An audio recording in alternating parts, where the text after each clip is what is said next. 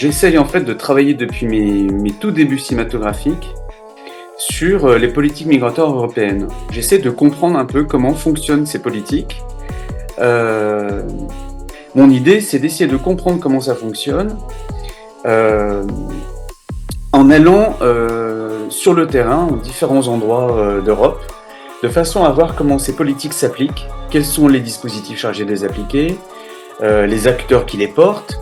les personnes qui peuvent être directement ou indirectement impactées, de voir donc comment ces politiques peuvent configurer ou reconfigurer les lieux. Alors, il se trouve que c'est un travail de très longue haleine parce que au départ, quand j'avais démarré mon projet, c'était censé être un seul long métrage qui était en deux parties. Je voulais faire une partie un peu sur d'exposition sur ces politiques européennes dans différents endroits en Europe. Et puis une deuxième partie, donc je voulais commencer au nord de l'Europe à Calais, et puis ensuite partir en Afrique, revenir ensuite en Europe, faire une sorte de circulation comme ça. Et la deuxième partie, je voulais essayer de travailler sur éventuellement les mouvements sociaux qui peuvent avoir trait à ces problématiques. Et il se trouve qu'en fait, je suis toujours en train de travailler, 16 ans après, sur ce qu'était la première partie de ce gros projet, en fait, qui devient immense, qui devient une espèce de fresque non exhaustive, en fait, sur les politiques migratoires européennes. Donc, j'ai démarré en 2007 sur cette ville au nord de la France qui s'appelle donc Calais, où on retrouve des personnes en transit, originaires du Moyen-Orient, de l'Afrique subsaharienne, essentiellement l'Afrique anglophone, puisque l'Afrique francophone migre et reste en France, tandis que l'Afrique anglophone migre et veut essayer de gagner les rives de l'Angleterre.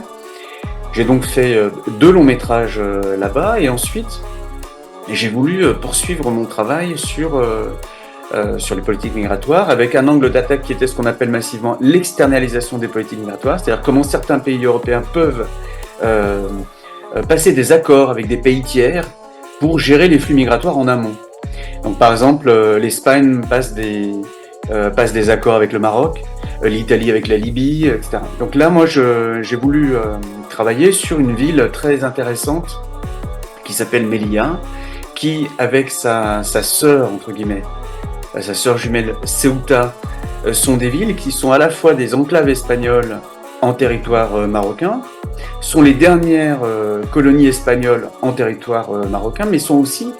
les dernières colonies européennes en territoire africain, et sont aussi des villes qui se situent à la frontière entre l'Europe et l'Afrique. Donc ce sont vraiment des villes extrêmement intéressantes, mais donc il y a un point de convergence à partir de... Donc voilà. Donc ce qui est intéressant aussi, c'est que en travaillant sur ce lieu comme ça de Melilla, on travaille sur un lieu espagnol, on travaille sur un lieu européen, mais bien évidemment, on ouvre la problématique à la question migratoire partout dans le monde en fait. Et à travers la question migratoire, évidemment, il y a de multiples autres questions qui se posent, qui peuvent trouver à se formuler, se problématiser, et qui fait que je crois que ça peut intéresser, et ça concerne tout à chacun, qu'on soit citoyen européen comme citoyen tout simplement du monde.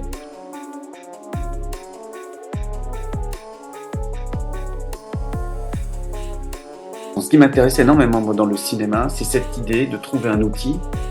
qui permet de mettre en jeu son existence. C'est-à-dire comment je pense que tout un chacun doit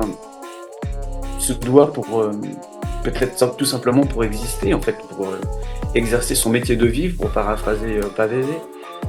il doit trouver peut-être le médium qui lui permet justement de définir ce qu'on peut appeler un peu improprement son rapport au monde, donc le rapport à l'autre, le rapport à soi-même. Et comment, là, en l'occurrence, pour moi, le médium cinématographique, c'est justement cet outil, cet élément qui permet d'établir ce lien et d'interroger profondément ce lien que je pourrais essayer d'établir avec moi-même. Et moi-même, qu'est-ce que ça veut dire ? C'est pas grand-chose, et l'autre. C'est-à-dire comment le médium cinématographique peut être un outil qui permet d'engager des processus de désubjectivation, de resubjectivation, de réinterroger ce qu'on appelle, ce qui pourrait appartenir ou qui pourrait participer aux catégories de l'identité et de l'altérité. Comment un outil cinématographique, mais d'autres personnes peuvent trouver un autre médium, quel qu'il soit, artistique ou non, peut permettre justement de mettre en jeu, comme on dit qu'une porte joue sur ses gonds, hein, créer un espace de jeu. Donc comment en fait un outil peut permettre de créer du mouvement, de créer du jeu, qui permet de créer des formes de désassignation. C'est-à-dire comment sortir d'une posture qui pourrait être prédéterminée par une pseudo-origine sociale, ethnique ou autre. Comment, en choisissant un médium, on peut engager un travail, un processus de travail, qui permet justement de mettre en mouvement un certain type de représentation établie, d'assignation à résidence, qu'elle soit sociale ou ethnique, et donc de parvenir peu à peu à créer ce qu'on pourrait appeler un processus d'émancipation, gagner un peu sa liberté en fait. Et alors ce qui est très intéressant pour moi ce que j'ai choisi, en l'occurrence là, ce sont des films de cinéma, hein, il y a une polarité, une porosité, pardon, évidemment, et non pas une polarité entre ce qu'on appelle traditionnellement le documentaire et la fiction, hein, c'est les grands débats classiques. Mais moi, ce qui m'intéresse, c'est comment, en me saisissant d'une caméra, je vais aller seul, puisque je produis moi-même mes images, comment, en me saisissant d'une caméra, je vais aller dans des endroits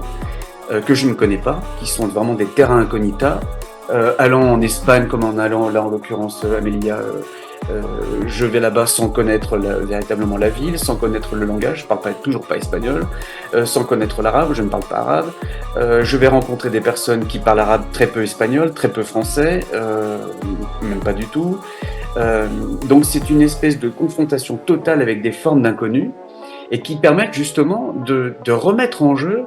je parlais de représentation, d'habitus de classe, de remettre en jeu ce qui peut participer aussi à des déterminismes et d'essayer de se redéfinir. Donc c'est des processus de désubjectivation et de resubjectivation permanents, ou en termes de Deleuzeien, de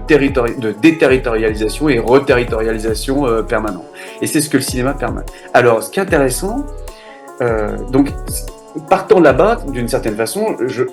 j'engage un processus de décentrement anthropologique aussi, mais vraiment radical. Quand je parle de décentrement anthropologique, c'est vraiment au sens fort du terme. Non seulement par rapport à ce qui participerait de ma propre pseudo-identité, enfin, à commencer par la nationalité française, mais aussi en tant qu'espèce humaine, puisque l'idée c'est d'engager des rencontres avec des formes humaines et non humaines.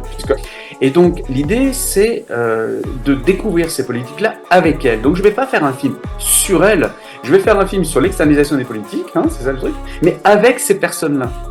Et donc ça sous-entend là une approche très particulière, c'est-à-dire